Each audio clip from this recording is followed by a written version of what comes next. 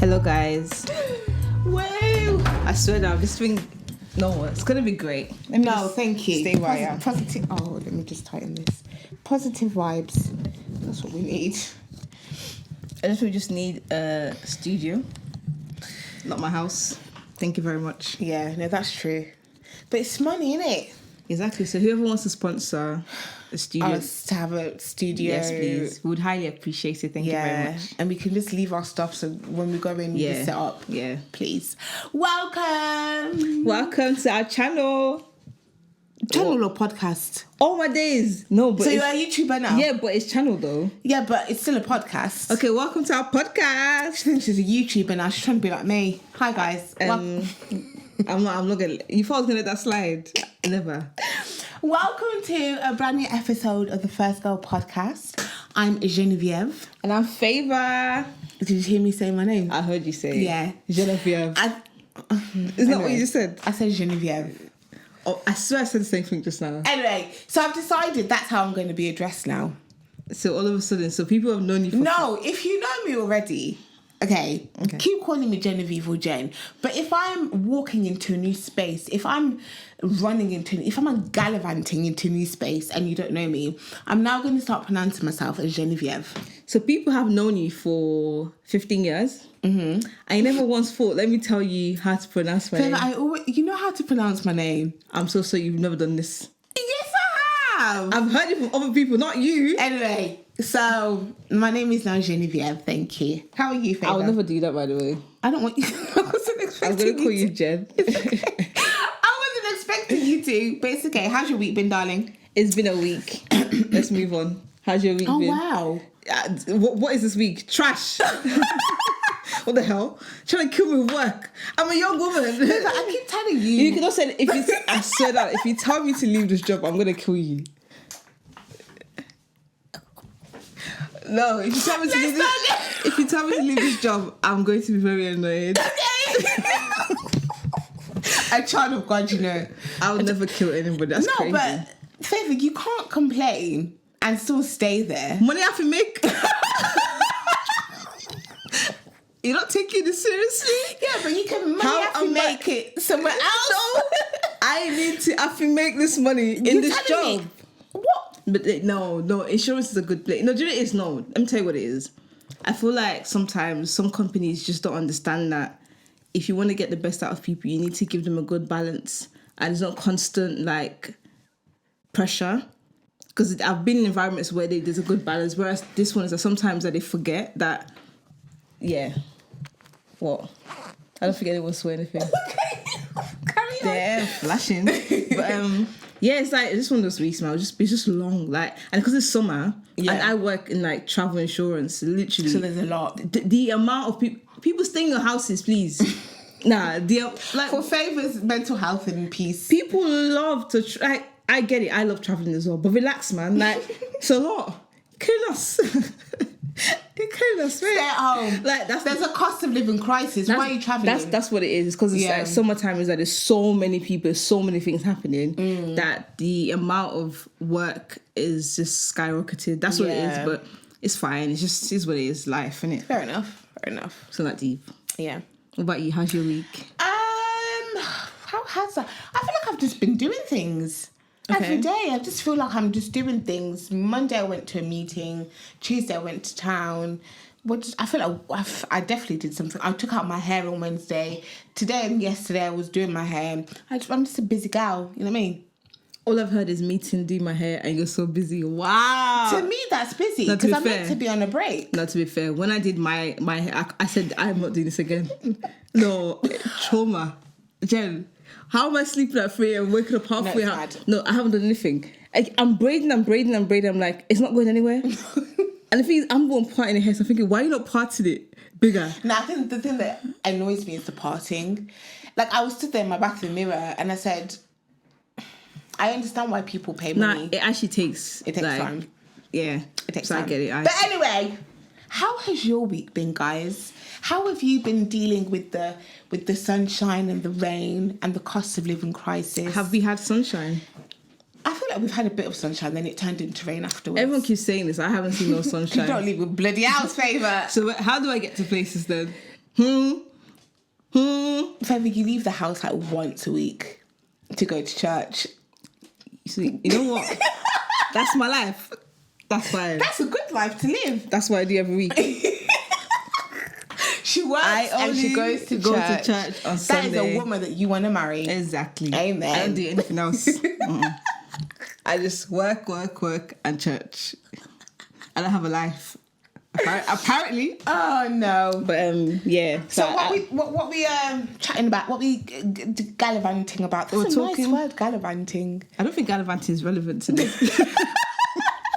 To the conversation, but so we're going to be talking about like pressures, like just the pressure of being a firstborn daughter, and also the pressure of just being a person, a human being existing in this society that we currently have. Yeah, in the sense of like, there's a lot of like time milestones that people have created. I don't know who's created this thing. No, that's the thing. Like, I don't know who who actually sat there and said, "This is what we need to do." So certain things that is quote unquote said that we need to do at a certain time, like at this age you should be doing this, at this age you should be doing that, and it's like who's created this apparent fake rule and how it's affecting us basically. So that's what we're gonna focus on.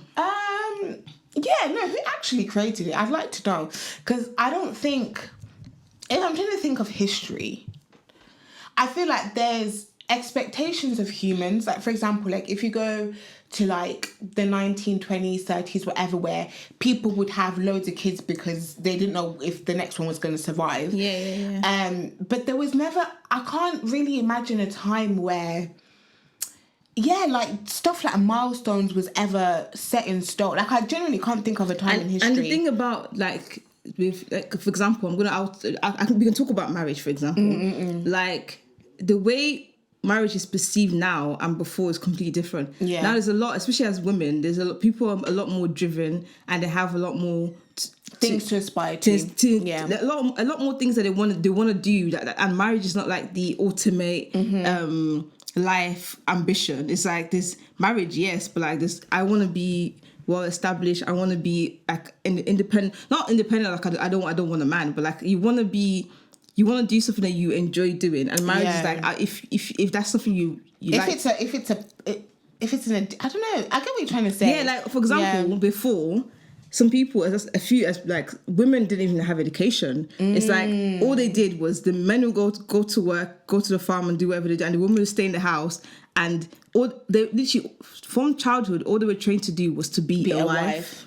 And it made sense then for that to be the milestone then is like at a young age you should be married, because you've been working for so many years to be this wife. Why would you wait longer? Like it doesn't make sense, because that's literally what you're supposed to do anyway. But now that a lot of women are now in education and we're now exposed to more on like knowledge and things about life, it wouldn't make sense to push to have that pressure at such a young age, because naturally men and women are coming out of university around the same age. The goals then and now, it wouldn't make sense to push the same goals that were relevant before in our society now, when the time has kind of changed. Because especially if you're coming out of university at like the age of 21, it's a bit of like unrealistic unless you are from a rich established family, you're not really ready to get married at 21. Like it's still quite young. Because I feel like after, in our society now, it's like, okay, you're done with uni, you graduated, get a job.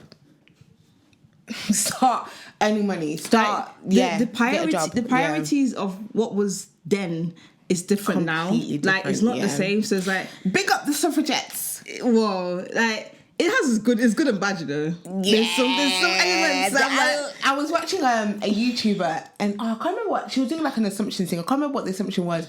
She was just like, listen, because these bills are getting a bit too high. Oh yeah, someone was like, you seem like a feminist or something like that. She's like, I'm sort of a feminist, but then I'm not, because I still believe in gender roles, because the way these bills are looking, I don't mind being a stay-at-home wife. But no, I get it. I feel like it like with everything has its benefits and positives. No, that's the same word. If you're gonna help me correct. It's benefits and negatives. Yeah. No, but then it'll be positives and negatives. Okay, then. benefits and non-benefits. Oh no, man. No, positives and negatives. Okay, positives and negatives. Thank but you. I actually want to use the word benefits. All right, sorry, mate. So what's the opposite of benefits? Benefits and disadvantages. No, but then advantages. Mate, I feel like they get the point. They get the point. The point is sometimes I feel like some of the pressures that we sometimes carry and put on ourselves now might be a bit outdated to an extent. Yeah, it's like it's very hard for a person to still follow the same structures that our parents had when the times that they were in is completely different to what we're experiencing now. Especially even the pressures of like being at 25, being able to buy a house. Have you seen the prices of houses? Have you actually seen? And have you seen the increase in the mortgage? So who now can actually afford a house? Unless you're a billionaire, who can actually afford a house at this time? This government is mad. It's actually crazy. So like before, people could like do the whole big wedding and still be able to afford to buy a house. Now people are choosing between buying a house and getting married. Some people would rather just have a court wedding and spend and get the house because it's so expensive to actually have a house. It's like with me, I was like, do I save up for moving out or getting a car? I still haven't decided. Literally, like before, our parents could do everything. They could do both. They could get houses, they could get cars, they could do every single thing at the same time. Guys, when I tell you, when me and my mum used to go travelling all the time, every half term, every Easter, every summer, every Christmas, we were never in this country. Now. Yeah.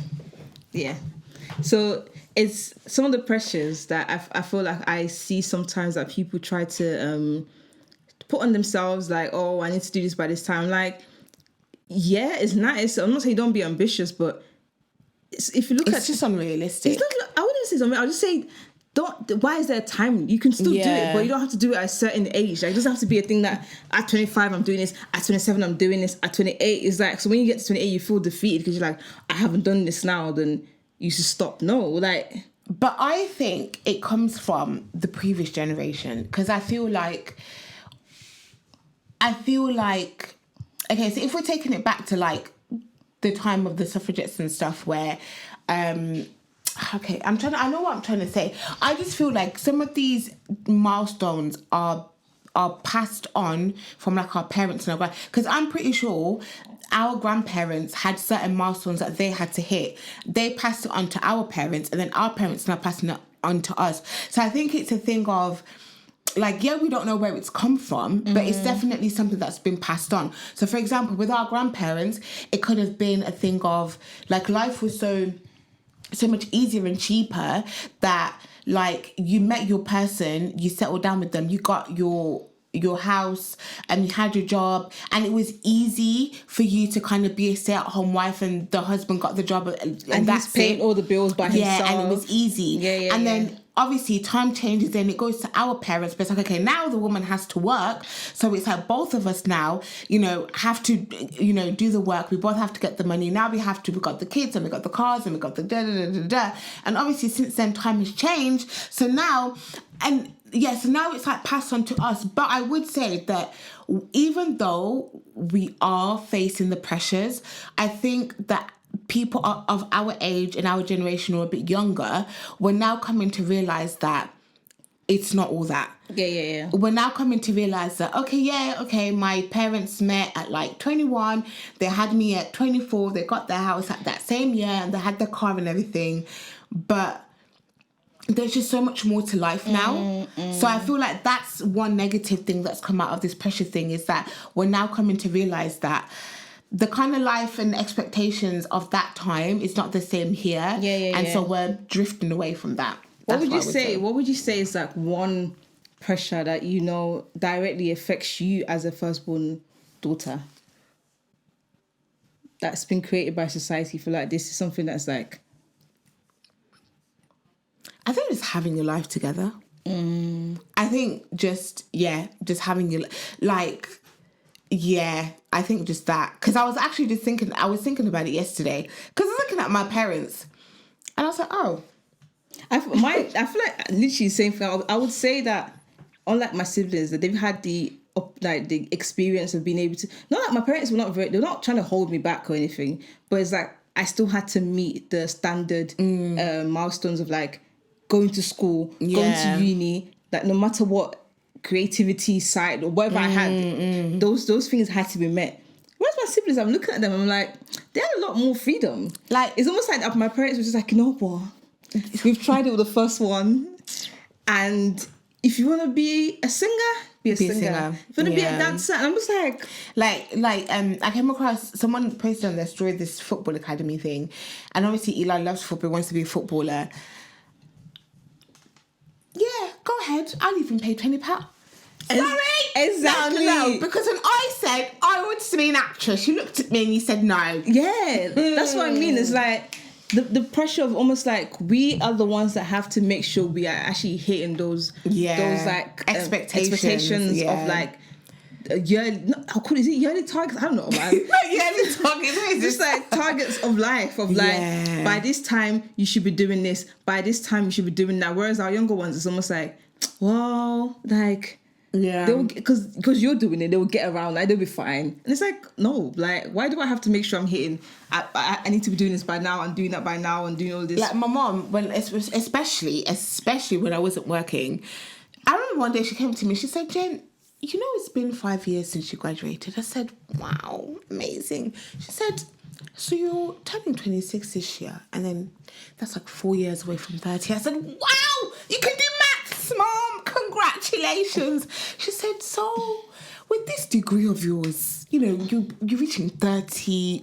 What?" I said, "Mom, I can't have this conversation." I literally said to her, "So my life now ends at 30. She said, "No." You see, that's what I mean. That's what I mean. It's like, and you know, this thing's a real thing because you know sometimes if you ever hear women arguing or men even arguing with women, they always say, "But you're old." Like, especially when women turn 30, they get referred to as old.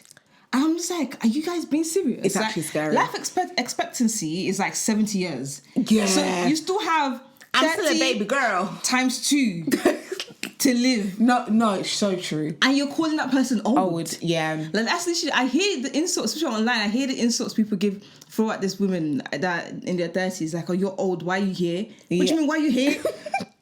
Like, I'm so confused. The thing that I always mention to people that always makes me laugh is X Factor and 25 and over. I'm like, because when you actually favour, we would be in 25 and older. I would be standing with 50-year-old Tracy singing my heart out because I'm 25 and older.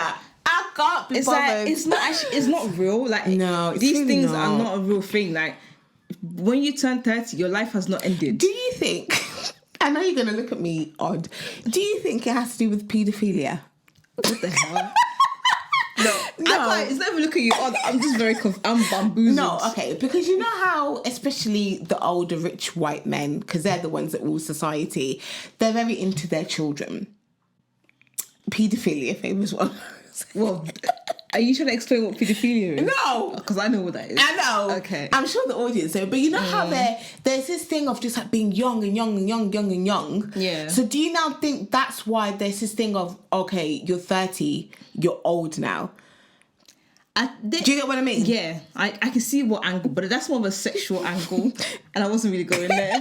But I can see what you're trying to say. Yeah, because that even goes back to what's this guy called? Leonardo? Oh, that one. Like, the guy's like nearly 50, and he keeps dating women that are younger than 25. Like, he's like not half his age. Like, his mind has not established to understand he's an old man. Like, mate, you're old.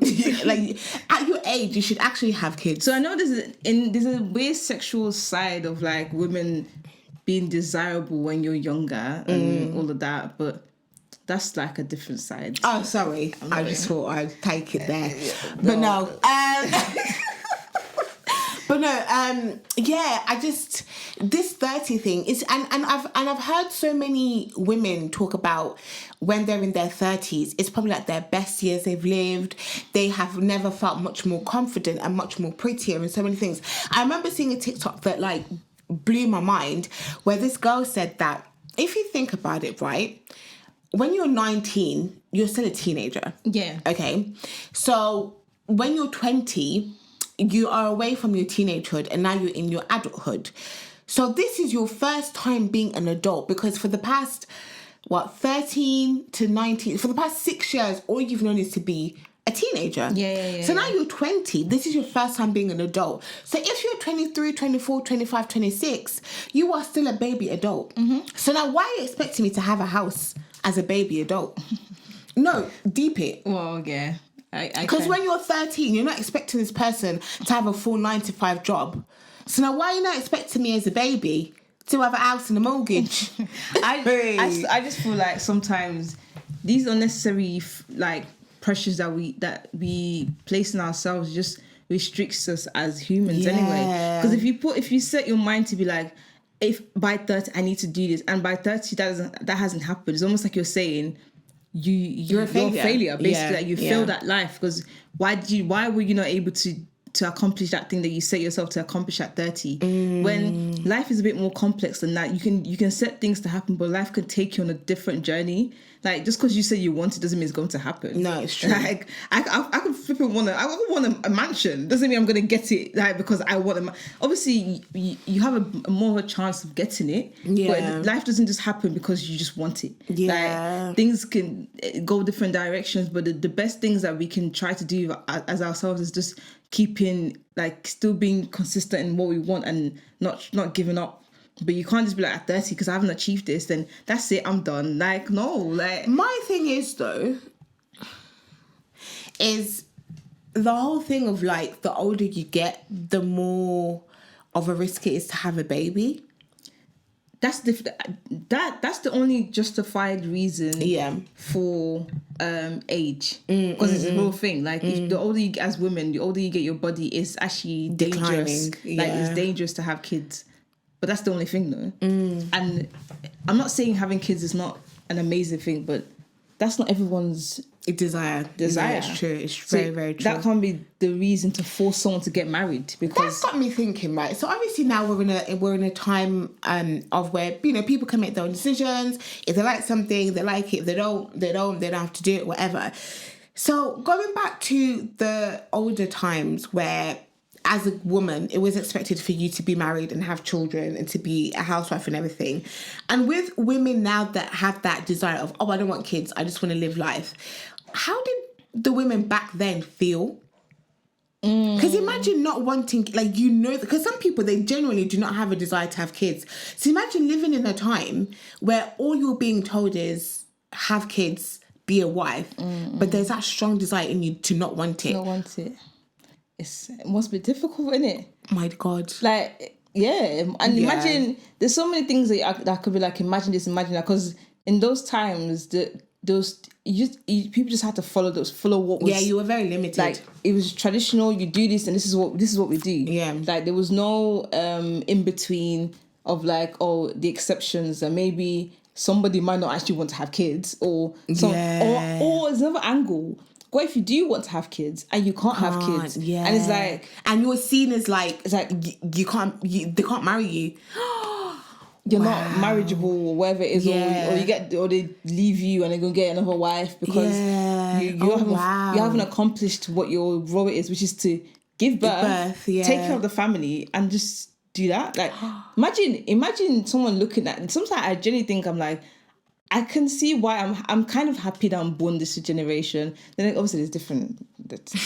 We're not going to talk about that. But I think about it sometimes. I'm thinking, as a person, the type of mindset that I have. Imagine being told that all I can do is just be a wife. Give birth, yeah. That all my desires, all my dreams, all my ambitions is just limited to a man being a wife for a man. And letting him do what he wants to do, and I'm just there in the shadows, which is okay for some people. Yeah, some people don't mind that.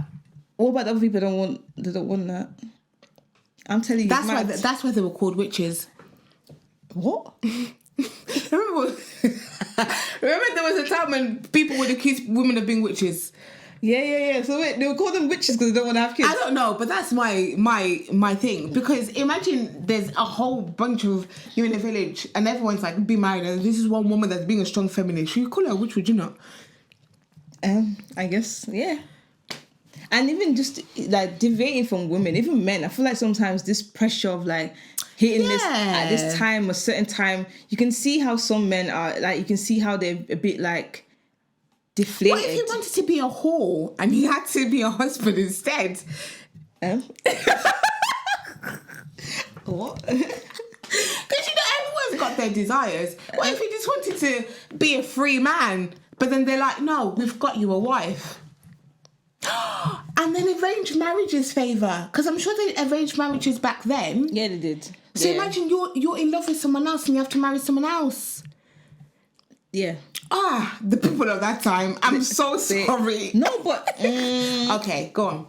No. I feel like it's a bit mad, but it worked. You know, are they not lasting longer than our marriages now? Oh, that one. That's true. Our marriage is nice. I don't love them anymore. We divorce. Like there's no tangible reason why people are divorcing now. People just divorce because I woke up in the morning and I just don't. I looked at you, thought you're ugly. I thought your breath stank. Like, I'm not feeling it. It's scary. What are you not feeling? What, no, literally. What do you mean you're not feeling it? Like, that's not how it works. No. So there's advantages and I think that's the issue with having too many options. Of course. I think that's the issue with having too many options, where we can just dilly-dally.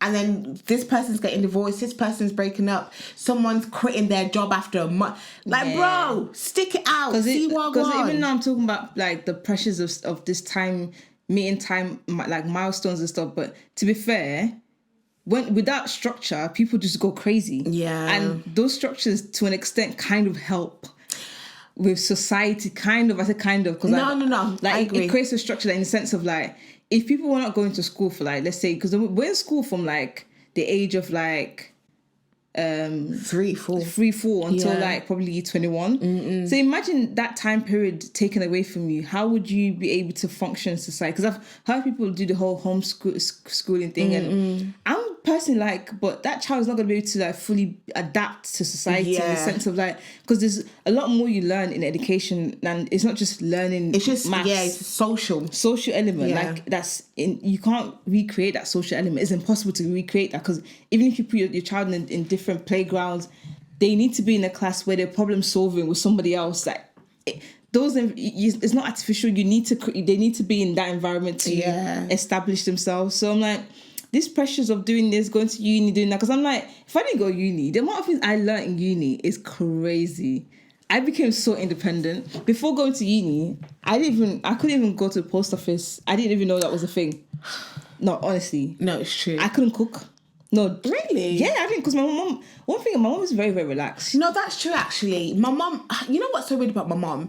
She'll cuss me out and say, oh, so what are you going to cook your husband? Are you going to starve? And I'm thinking, you don't let me cook? Oh, that's never done. My mom didn't even teach me. Like, I'll come home and see food. Yeah, or she'll be like, why can't you just like, when you see me cooking, why can't you? And like, sometimes I don't pay attention if you're cooking or not. Yeah, so like, you call me and say food's ready, and then you expect me to be like, how did you make the food? And you know what's so annoying about my mom? I always tell her, you would be a terrible teacher, because I'm like, okay, so what's the process of this food? She's like, Genevieve, how can you not know? And I'm like, I asked you because I don't know. You're literally cussing me out. Anyway, carry on. Yeah, no, but literally, like, those things, like going to uni and learning the independency of having to just do things by yourself is, I feel like, it's very valuable. And you can tell when people haven't gone to uni and when they have. Yeah. You can kind of tell. To some extent, because I feel like there's still some people that will have gone to uni, but they're still a bit cuckoo. Yeah, of course. But like I said, there's a lot more people just like, people don't realize how much they learn, especially the independent learning and research. Like you wouldn't have that chance to do that anywhere. Because you're getting forced to do your own research, and you're graded on this research, so you have to put your best effort. Whereas somebody outside is probably used to just being able to just flow with life and Yeah, not having to like go into details to want to find out something. Do you know what I mean? Like there's certain things I'm like, it's there and it works. Like people, which is why you see some companies that they'll ask specifically for graduate in any degree. They wouldn't specify. We just want to be able to see that you can think for yourself. Because they know that there's a difference with someone that went to university and the person hasn't got to. I'm not saying it makes them more better, but there's different skills, qualities in on both sides that are desirable and depending on what you want to do. So I'm like, I get it. It makes sense, but does it mean you have to do it? No, it's a scam. Uni is a scam. Girl, uni is a scam. I mean, congratulations to those that graduated. Oh yeah, amazing, but still. Woo! Yeah. I feel like now, maybe when we went to uni, it was okay, but now it's a ghetto. It's good luck to y'all. Good luck to y'all. But no, what were we even talking about before? Talking about the pressures of like time scale and meeting timelines and people turn 30. No, yeah, I remember saying how there's a lot of options. Now. Yeah. And it's creating more confusion because there's too many options. Yeah. But and the reason why I said that, because going back to what you were saying about how certain structures kind of made sense and it made things easier and stuff, to some extent, because I'm thinking now, if you ended up marrying someone because they're in the same city as you, society as you, community as you, whatever, or is an arranged marriage, because you hear stories, because especially within the Black community, I always hear like, mainly like African Americans with the Black, well, my grandmama, she was in such an abusive relationship and she stayed, and I could never do that to myself. I don't know why I put that on the accent when it's meant to be a Black American. So I think there's also that, because they didn't have an option to run away and divorce. So again, going back to your word of benefits and non-benefits, I think in both sides of it, there's just, I don't like it. I just want to be free. Like I said, there's benefits of having a structure. There's also negatives of having a structure. It's almost like, I feel like sometimes education, especially using education as an example, is like a one size fits all for everybody. Like so many kids are not kids that need to be in classes. That they probably are better off being outside and exploring things, touching things, not just sitting there and being told theories. That it doesn't work for everybody. But that's what we're seeing being pushed in the education system, where people are constantly being constantly being taught theories, and you find out sometimes when people come out, know how I say there's a difference between someone that went to university and someone that hasn't. Sometimes you find out people that haven't gone to university are a bit more knowledgeable about practicality of how to actually do what you want them to do, because they've been out there, they've been there actually doing it. Whereas us, we're learning the house is white, yes. House is white, and we have to believe and accept it. Okay, can I see the house then? Can I actually... The house is... Like, can I see this, like, every day? Like... No, sure, because basically, the way that... basically, with this job that I'm doing, I'm working at my brother's school, right? And number one, it's weird because their timetables... You know how for us it was like everyone has lunch at the same time. Period 1 and 2 is the same for everyone, right? So with them, Key Stage 3 and Key Stage 4/5... their timetable is different. So it'll get to a stage where at the start of the day it's the same, and then Key Stage 4 and 5 will have break, but Key Stage 3 will still be in class. And it's really weird because, like, especially like for Key Stage 3, it'll be like they'll have 3 lessons, break, 3 lessons, lunch, and then 1 lesson, and then it's the end of the day. And it's very weird. It's like, how are you having lunch and then 1 50-minute lesson, then you're off home? Anyway, not my school to judge, but... And then when I went to my brother's basically progress day, where the teachers kind of say, this is their kind of like results for the term, what they can do for next year, all of that stuff. My brother suggested that basically every break, because, again... I'm not in charge of the school. Obviously, each school is different. But they tend to stay in the same room. But it's the teachers that move, they don't move. Because what I think that... The way that I think that they've done it is that each form is a set. So rather than it being you have a form, then you go to your subjects, the form that you're in is dependent on your set. So you have a form that's like got really like intelligent people. Yeah. So when it comes to that, then it's like with certain lessons, they are in the same room. I don't know about the other year groups, but because year 7 is close to reception, so they only move if, let's say, it's like lunch or break or it's PE, but it's always the teachers going to their classes, not the other way around. And when it came to their progress day, my brother was saying to his form tutor that, like, because obviously they're sitting down in the same place, they don't move, they don't get to do much. He was like, when it comes to break and lunch, can we actually, rather than go outside, can we do something? Like, can there be like a club where we can play a bit of football? Can we do something that's actually going to stimulate us rather than just sit down and just be regurgitated with work? So, yeah, going back to what you were saying about how we just get thrown stuff, I think it's important. I think with society, kind of going back to what we were talking about in the last episode about how we get told who to be and what to do and how to behave. It's very similar with this pressure thing, because it's like there's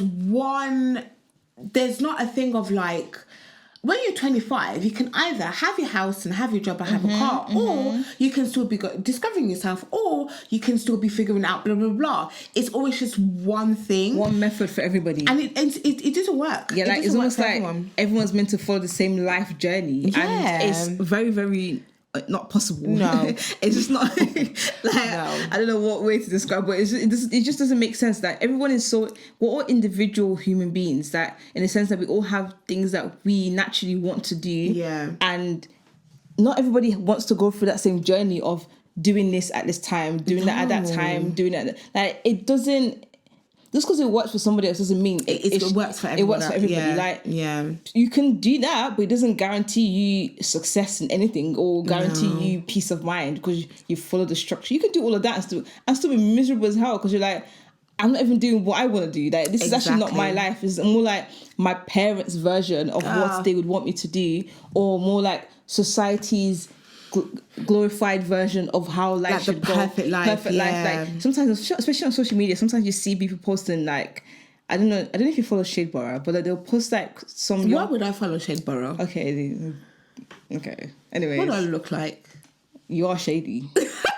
Me? Yeah. Shady. Very shady. I'm gonna put a shades. You're very. Anyways, they sometimes they'll post like videos and pictures of young people that have bought properties at age like 22. You see someone saying, I have 6 properties and I'm 22. I'm thinking, I don't give a damn. Like, let me breathe, man.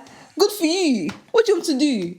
Like, what do you actually want me to do with that information? No, that's so true. Like, good on you, mate. You did it. I don't know you. Do you think? Are you giving me one of those properties? I don't know what you was doing 2-3 years ago. You probably didn't have a life. Good for you.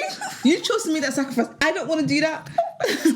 I want to enjoy myself. I don't want to invest in properties. Like, I don't want to, like it's not a life goal for everybody. So, no. So just because you haven't bought a house before 30 doesn't mean you failed. Like, it doesn't mean anything. People still, a lot of this, especially a lot of like really well-established millionaires and wealthy people, they make it in old age. When they get really, really old, you know. Yeah. I'm not saying, because now we're in a generation where we're starting to have a lot of young millionaires, so it is possible, but it doesn't mean that it's like, if you don't get that or you don't reach certain things at a certain age, it's like it's over.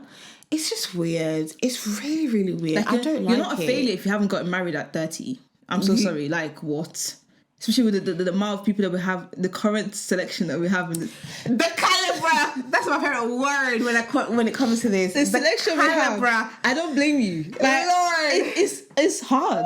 We're not having our parents' version when they'll talk to you in 2 days and saying, I want to get married to you. They had intentionality from the get-go. Now we're having people that are not sure of who they are, where they fit, what they want to do. No, literally. It's actually and you want to feel bad for not being that. It's like, what? No, it's scary. It's sad. I was listening to Patricia Bright's podcast with her husband, and I don't know why I made that. I'm very. I'm even baffled. If we become famous, I promise this is no shade. I just make faces. I promise you, Patricia. I just make faces. I love you, Patricia. You're an able woman just like me. We love it. Power to the people. Mm-hmm. And they were talking about this whole thing of like pressure as well. Obviously, they were talking about it in the finances sense, but the whole pressure of like, oh, if someone doesn't, like going on a first date and like spending £200 or, having this. And I'm just like, No, but my thing is, this is what I want to know, because obviously we have lived long enough to be able to see this change and to be able to see these pressures come up. Where did it actually come from? Because when we were like 21, 22, I don't think that was a thing. I don't know. Maybe I wasn't in it, but I don't think that was a thing. I feel like, because what's happened is, I feel like social media has intensified a lot of things. Yeah. So like, the more we're now engrossed in just social media and just People's lives, focusing so much on what other people are doing, that pressure has become more of a thing now than it was before. Yeah. Because before it's like, people were just like, yeah, I'll get there. Like, but now that we're constantly seeing other people doing so well, we now feel like we need to catch up. It's like, it's harder now to be like, whoa, like, what's actually wrong with me? Especially, like, I've heard people say certain things like, I've left uni like 6 years now. I should be earning this amount of money by now. And it's like, are you comfortable? Yeah. I'm not saying you shouldn't aspire to be better, but are you able to survive? Are you able to Are you able to just wake up and say, yeah, I'm going to work, right? I got my money. The fact that you can afford to live life and you're not starving, like, at least just, I feel like we need to be a bit less harsh on ourselves and being so robotic in how we see life. Like, I have to do this. Because like, when we're doing that, we're failing to even appreciate what we have now. Like, is it like we're forgetting how the journey we've come from, or how we even got there. It's like we're just constantly trying to move up and hit targets. And I feel like we're not allowing ourselves to really see and discover how much potential we actually have in us, because we're so focused on what other people think and what other people say, and am I there and am I not there, when it's like, maybe I am meant to go on a journey of self-discovery. Maybe I am meant to go through something where I'm lacking or whatever it may be, in order to get to a stage where I am not, do you know what I mean? Like, I just feel like we're limiting ourselves. Honestly, like, you might have some people that they're called to just be like missionaries, like go to people and like feed the less privileged, all that kind of stuff. And they work in the bank because they left uni and they studied finance. Like, I saw a video, shook me a little bit, on TikTok. It was obviously like a little dramas thing. And it was like 3 people. And it was obviously when you die and you stand before God, and, you know, like, kind of God shows you your life and stuff. And there was 2 people that they were meant to do something, but they did something else. So I think one of them was like a banker or something like that. And God was like, I put these skills and these qualities in you so you can go and do this. Like, you were actually meant to go out and use his skills to, I can't remember what it was, but to do something. Like, now there's been hundreds and thousands of souls that haven't been saved because you decided to go into banking or whatever it was that this person did, rather than me doing what it is that I asked you to do. So I feel like with this pressure of having to be a certain person, having to make it or whatever, we're now taken away from what God has called us to 100%. do. So, and listen, that shook me, because I was like, oh my God, I don't want to stand in front of God and for him to be like, I put this in front of you, but because you were so focused on what this person said or what your parents said or whatever, now, in the video, that version of God said, hundreds and thousands of souls have not been saved because mad. of you. It's actually mad because it's like, oh, shook us.